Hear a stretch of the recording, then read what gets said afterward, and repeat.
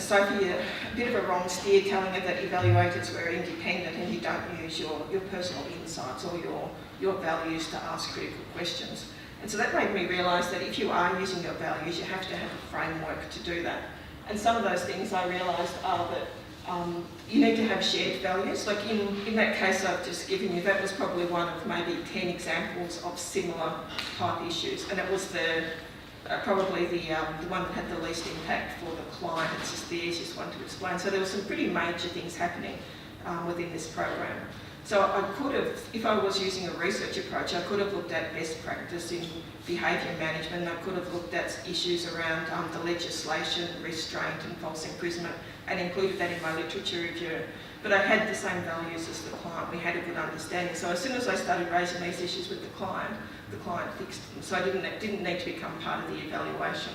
So some of these elements didn't even come into my evaluation report because they were to some extent asides and I wasn't focusing on the clinical stuff. But that shared values really actually helped get changes. It also made me realise that values are important in directing inquiry, but not necessarily making findings and drawing conclusions. It's about telling you where to look and using personal insight.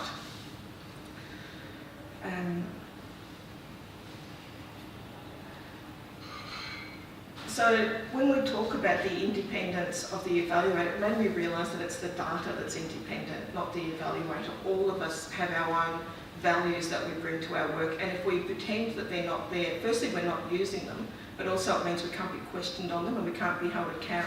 So the logical point was, in my first assumption was that 5-year-olds under some sort of system get to school with supervision. So by being able to say that to my client, then she could say, actually no, I don't think that's reasonable. But we did both agree on that it is a reasonable assumption most people would think. I think one of the examples she gave was if it came up on talkback radio, she had a pretty clear view of what the general public would think about that issue. So it's really important that values need to be explicit. So given that, what does that mean for the independence of the evaluator?